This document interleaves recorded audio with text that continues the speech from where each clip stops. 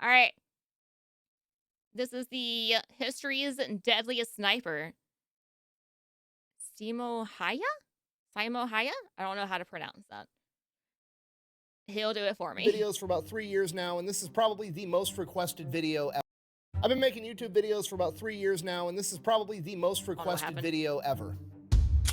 Today we're talking about the deadliest sniper of all time, Simo Häyhä, aka the White Death. The Finnish have a cultural concept known as sisu, and if you look at it at a glance, it can be easily confused with like tenacity or grit, but it's more than that. Sisu isn't just your ability to grit your teeth and push through adversity. Sisu is the personality trait that allows somebody to intentionally and stoically allow themselves to be immersed with adversity until they either become immune to it or become the adversity themselves. And in 1939, when a 33-year-old, 5-foot-tall Finnish farmer named Simo found himself on the battlefield. Wait, how tall is he? Just 33-year-old, 5-foot-tall Finnish farmer named 5 foot. He's so little. I love it. Even more intimidating. Simo found himself on the battlefield defending his home, outnumbered 100 to 1, surrounded by death on all sides. Rather than succumb to it, he became death itself. Nicholas, what is this? What is that? That's the new CMMG BR4. When did you get it? I've had it. Nice recovery. No, I would have remembered something like this. Okay, fine. It's I camouflage. Just got it, but I had to somehow because it's the only one they Sarah coated to look like a Busch Light can. So you got a new toy. What do I get? I mean, what do you want? I don't know. I'll do some shopping and I'll let you know. So have fun with the ad. Mayday. Ad time. This video is brought to you by Delete Me, okay? Super simple business model. You give them money, they turn around and they make sure that online data brokers are not selling your personal information online. Okay, here's the deal. Pretty much anytime you use a free service on the internet and you click that little box that says, I agree to the terms and conditions, you've basically just agreed to allow them to harvest as much of your personal information as humanly possible. They then turn around and sell that to online data brokers, and that's how they can afford to offer you a free service. But when you have Delete Me, they go and they monitor all of these online data brokers for your personal information, and then if they find it, they submit all the opt-out forms on your behalf, so they have to take down and stop selling that information. So when you buy Delete Me, you're not actually buying anything, you're just buying your way out of all the negative consequences of all the free shit that you've already gotten. And because they continue to monitor those data brokers, you're buying yourself out of all the future negative consequences of all the free shit that you haven't even gotten yet. So if you want to give Delete Me a try, there's going to be a link and a discount code down below. Let's get back to the video. Yeah, let's get back. Don't know how to All quit. right, Simo Häyhä. He was born on December 17th, 1905, and grew up on his family farm, which was right on the border between Finland and Russia. Now, when I say farm, people automatically think of like some dude in a baseball cap and overalls holding a pitchfork with rows and rows of corn in the background. It wasn't one of those kinds of farms. This is what you would call a forest farm, which is a lot more akin to like what we would call a homestead today. Basically, Simo grew up in a cabin in the woods, and they had a really big garden, and they grew enough food for themselves and then had enough extra to like take it to the farmer's market and sell for money. So Simo essentially grew up his entire life in this. Not just like growing. I guess it's not like your main thing, but anything extra you just give it like to the market or sell it to the market, I guess. And that's not your primary thing. I don't know. I don't know anything about farming. I have no idea. Harsh, hilly, wooded, snow-covered, freezing environment. This is his baseline, okay? This doesn't suck to him. This is just your normal everyday stuff. Walking uphill every direction through the snow is just uphill both a good ways day to him. And this almost goes without saying, but I'll mention it anyways, that hunting was also a humongous part of how his family put food on the table, and Simo did that from a very young age as well, hunting in this harsh environment. Unfortunately, Simo was pretty intimately acquainted with death at a young age. He had 4 brothers and 3 sisters. One of his brothers passed away in 1918 in the Finnish Civil War, and another one of his brothers passed away after suffering from heat stroke on a construction site. Simo is a member of one of the last generations that didn't have the luxury of quitting, okay? This guy was born, and the minute that he could walk, he was helping his family in their fight for survival. There was no quitting. There was doing or there was dying. And if you're not picking up what I'm putting down, the point I need you to get from this is Simo's a small guy. He's only 5 foot tall. He's 110. When women don't like men to walk. Oh no. Oh well. Maybe he's just floating, but they call it walking. Pounds, but he literally doesn't know what quitting is. things that me and you would call horrific circumstances is just a Tuesday to him. It just doesn't even register that he should be having a bad time. He's literally just happy to be alive. At the age of 17, following in his older brother's footsteps, Simo joins the Finnish Civil Guard, which is equivalent to like the American National Guard. Essentially, they train on weekends and they'll train a couple weeks a year, being ready in case they need to be called up by their country, but the rest of the time he's just going back being a farmer. As a member of the Civil Guard, he has issued one of the most iconic military... I mean, farmers have to be tough. I don't know. My arm's messed up. It keeps going inside my body. I'm just gonna keep this over here. I mean, farmers have to be tough. I've seen a lot of TikToks if like a farmer comes in complaining about pain. Apparently it's really, really bad and they need to be seen ASAP. So I guess this guy's just tough in itself, especially with having like family passing away at such a young age. service rifles of all time, the Mosin Nagant, a bolt-action rifle. He's also issued a small amount of ammunition to train with, but because of budgetary restrictions, they decided it'd be more efficient to just issue all of the Civil Guard members the materials they needed to load their own ammunition. So Simo was also manufacturing his own ammo. During his time in the Civil Guard, he receives awards for his excellent skiing capabilities as well as his physical conditioning. He is not a big man, but the dude is the Energizer Bunny. He can just go forever. In addition to that, he also immediately becomes well known for being an excellent marksman. Before he received any formal shooting training from the military, he entered a regional shooting competition where they had to shoot a target 100 times from 300 meters with iron sights, and he had 93 out of 100 hits. He won a ton of shooting competitions inside of the Finnish military, not just with his Mosin, but also with the Suomi M31 submachine gun. He very quickly qualified for the title of master shooter within the Finnish military, and it is said that he was able to estimate range within the accuracy of 1 meter up to 150 meters away. Okay, that's literally a superhuman ability. Yeah, how do you just do point to that? something off in the distance and Simo... Like, oh yeah, that's 50 meters away. 50.2. To be exact, I keep hitting my mic. 50.2. Gotta fix my arm. could eyeball it and be like, it's like 89 meters away, and he was dead on every single time. And that's not even the scariest part. The scariest part was how fast Simo could operate his Mosin bolt-action rifle. He could fire his Mosin accurately, insanely fast. So fast that they actually wanted to time him one day. So his buddies got a stopwatch, and they were going to time to see how many times Simo could hit a target 150 meters away with his bolt-action rifle in the span of 60 seconds. Simo scored 16 hits in the span of 60 seconds with a bolt-action rifle. He is the one. And just so we're on the same page, the Mosin Nagant only holds 5 rounds in the magazine, meaning that Simo shot the first 6 rounds, because there was 1 in the chamber, reloaded, shot the next 5, reloaded again, and shot another 5, hitting the target 150 meters away with fucking iron sights every single time. How long does it take to reload the gun?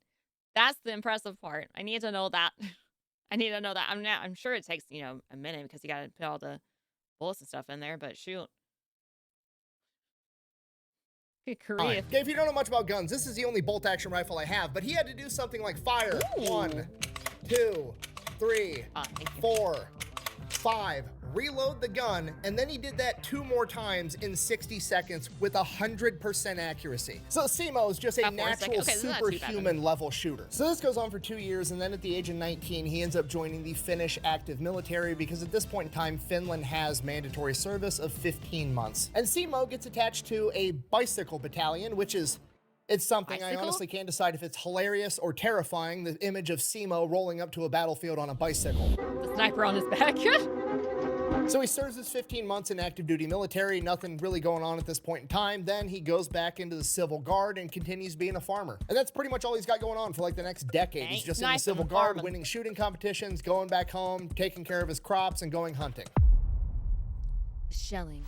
November 26, 1939, an event known as the Shelling of Manila happens. The real quick, oversimplified version of this is essentially Russia wants to take over Finland. Finland isn't down with that, so Russia now has to come up with a reason to... I mean, typically, if someone wants to take you over, I mean, I wouldn't be down with that, really. go to war with Finland. They can't find any legitimate reasons, so they fabricate one. Simply put, this is a Bicycle false flag battalion. event. The Russian military shells near a Russian town near the border with Finland. They then turn around and say, well, actually, Finland is trying to shoot artillery at our town, so we're going to go to war with them. Finland obviously Bring denies out the shelling the Russian bicycles. town because, well, they didn't actually do it, and they offer over to Russia like, hey, we're willing to let a third-party independent investigator come in and determine what happened. We did not do this. Russia declines and then invades Finland 4 days later. Oh no!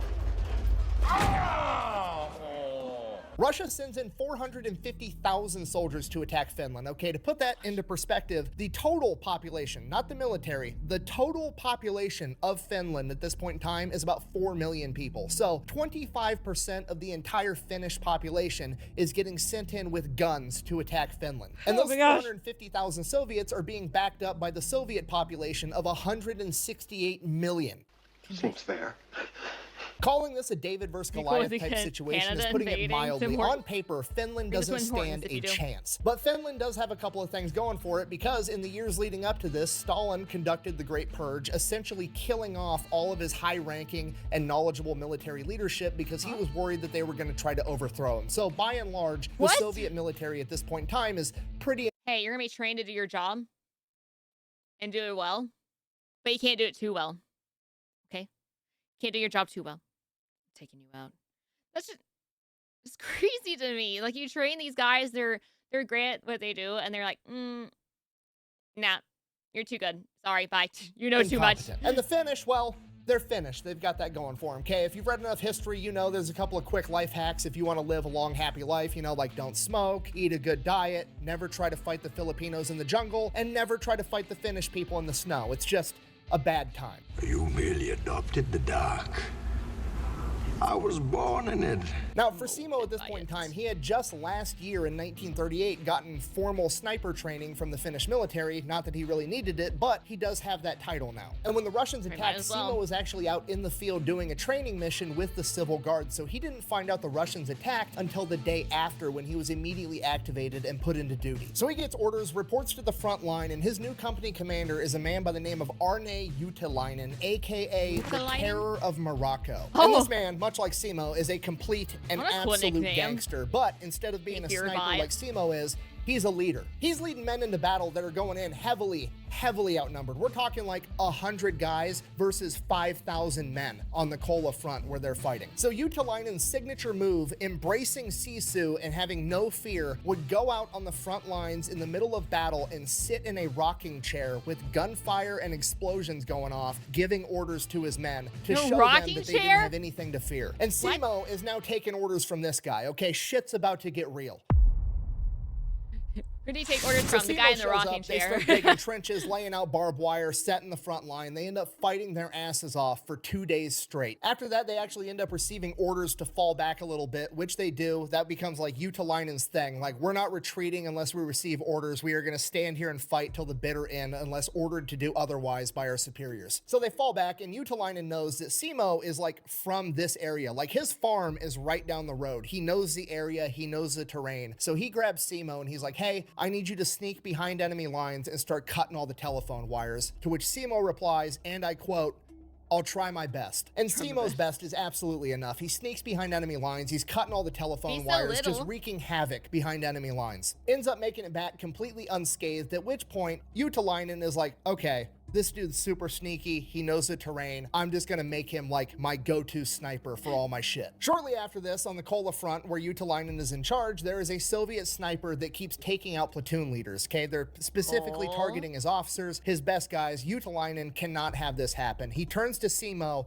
basically says, go get him. So get him, Tiger. Before the sun comes up, Simo goes, has a big breakfast, and then takes off. He goes to the general area where this sniper's been operating, and he inserts himself in, and he builds a little snow berm, and he packs the snow down really tight, and then he pours water all over it so that it freezes into this ice wall, and this becomes one of his signature tactics. And this is brilliant because Simo is planning ahead for failure. He is planning on missing his first shot. He never does, but it never hurts to be ready for the worst possible outcome. You see, because Simo already knows growing up in this environment and hunting his whole life that the first time you fire that bullet, snow is gonna kick up all around you into a giant cloud. And if the true. other enemy sniper doesn't know where you are, they're gonna know now. So Simo, thinking 10 steps ahead, goes and eliminates the snow factor. He turns all the snow around him into ice so that there's nothing to kick up That's at all. And then he just genius. lays there still Why is all he day so long, smart? not moving. He's constantly putting ice and snow into his mouth so that his breath doesn't create fog, so that there's no way of possibly seeing this guy. And he waits all day long, and soon enough the sun starts going down. And as the sun is going down behind Simo, he ends up catching a glint off the enemy sniper's scope, but he's not in a hurry, so he waits. So now he knows where the enemy sniper is, but he's Nice, patient, bro. and he just keeps waiting and he keeps waiting, and the sun keeps going further and further down, and it's getting darker and darker, and soon we're at the point where there's going to be nothing but starlight and 50 I couldn't be this patient. I mean, I know like it's best to wait until nighttime is for sure. I could not be this patient, just sitting there, probably aiming at that guy and chilling, eating snow.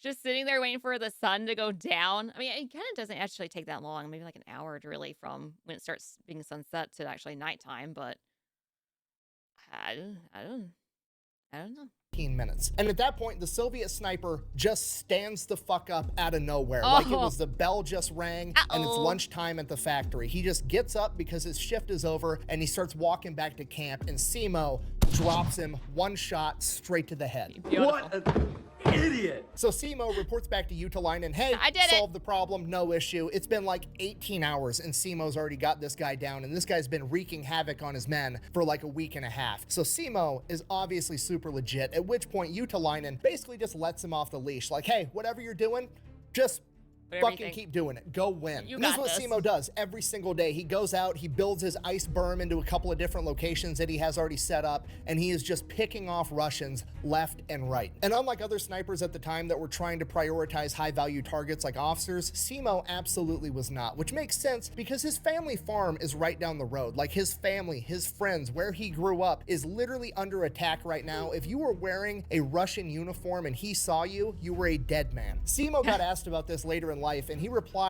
It's probably why he's being like extremely cautious, because it's near his like home area, his farm and stuff. So he's taking all precautions necessary. Because you gotta think, like, even if he gets captured, I guess they can figure out who his family is and then go and get them.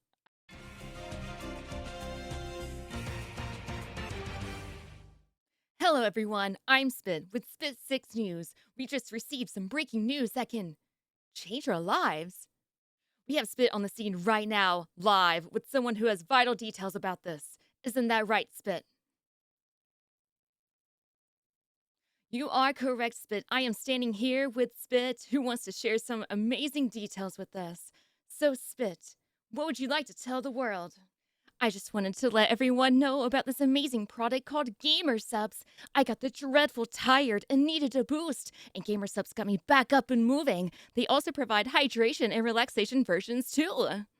That sounds amazing. Any secrets we need to know about? Yes, use code SPIT at checkout to save 10% on your purchase. Well, you heard it here. If you need energy, hydration, or relaxation, Gamer Subs has you covered. Thank you for watching. I'm Spit with Spit 6 News. Have a wonderful day with some Gamer Subs.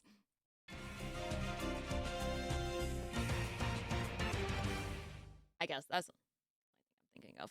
and I quote, I shot when I saw the enemy. I didn't care if they were a leader. Simo is literally treating the front line like it is a shooting gallery at the state fair. There are multiple days where he is logging between 10 and 20 confirmed kills. So at this point, Simo starts to get a ton of notoriety within the Finnish military, and it gets to the point where whenever there's a problem, it doesn't matter if it's a forward observer that's shooting accurate artillery, it doesn't matter if it's an enemy sniper, anywhere on the front line, they would send for Simo and they would pick him up, escort him to that part of the front line, and he would go handle the problem. And the best part about this is you gotta remember, this is Finland in December in 1935. So when they send for Simo, they're sending a reindeer-guided fucking sleigh to pick him up and escort him to wherever there's a problem, and he's gonna go out and solve it. He's like the shitty inverse of Santa Claus, except instead of leaving a lump of coal in your stocking, he's gonna put a piece of lead in your fucking forehead. No witnesses? Oh my god! What is So that around this from? point, Simo starts to gain notoriety with the Soviets, and they start calling him Belia Smirt, aka the White Death. The Soviet White government Death? puts a huge bounty on Simo's head. They're sending in counter-sniper teams to take out the White Death, and every single time, Simo kills all of them. They never stood a chance. The man can shoot 16 rounds a minute accurately out of his Mosin. He's wearing white camouflage in the snow. He's turned all the snow around him into ice, so there's no kicking up snow. You can't see his breath. He doesn't have a scope to catch a glint of. He's literally eliminated luck from the scenario. He is a complete ghost, and he's just wiping the floor with the entire Soviet military. So eventually the Soviets are like, okay, we're just gonna quit fucking with this guy. We're gonna quit sending men into that area of operation where we know the White Death is, and we're just gonna focus on other areas. And Simo takes this as his opportunity to go play offense. So he goes to Utalainen and is like, hey, give me a squad of guys. I'm gonna lead them into battle. We're gonna go behind enemy lines and we're gonna take the fight to them. So Simo starts leading a squad past enemy lines at dusk every night, and they would literally ski miles and miles behind enemy lines where the Soviets think they're safe. And back there, they just have these massive bonfires that they're all sitting around eating dinner, drinking, smoking, having a good time at the end of the day. And Simo and his men would ski to within like 100 meters of them, dismount, and low crawl till they were right up on top of them. And then Simo and his men would pop up with submachine guns, mow down all the Russians, and then steal all their equipment, all their guns, all their ammo, all their food, and fucking bounce back to the front line. Okay, it's literally guerrilla warfare on ice. It's absolutely terrifying. And you gotta realize, this is all within the span of like a month. By December 25th, 1935, Simo already had over 100 confirmed kills, and his record was 25 men in a single day. So the Soviets doubled. They tripled their efforts trying to take out the White Death. They start sending in counter sniper teams with forward observers with them, and then as soon as Simo shoots one of them, they start just calling in artillery in the general area that Simo's in, but they never... It's like when you're playing a game and you're playing your character too good and the entire team is trying to counter just you. I think he's taking this as a compliment. I mean, I would. ever hit him, whether it's luck or divine intervention or just fate. Simo makes it away every single time. And the best part is, every single time they try to do this tactic, the odds of them actually accomplishing their goal gets less and less, because every time they're sending in their best guys and Simo's killing them. So the quality of the men that Simo's going up against is constantly deteriorating. By January of 1940, Simo is an absolute legend with over 200 confirmed kills, 51 of which he got in 3 days. One of his other records at this point in time was he managed to take out 5 enemy snipers in a single day. Because of everything Simo's accomplished, around the same point in time, Utalainen's boss, the general in charge of that entire front, pulls Simo back, and they have a ceremony where they award him with an honorary rifle. It's also a Mosin. Yeah, you better award that guy. It's, you know, very nice, decorative one, and they award it to him. And you have to realize at this point in time, Simo is very, very important to the Finnish war effort. Not only is he out there just being a one-man army, wrecking house, taking it to the Soviets, but he's also huge for the morale of the entire Finnish military. Like, he is the hero that everybody's looking to, like,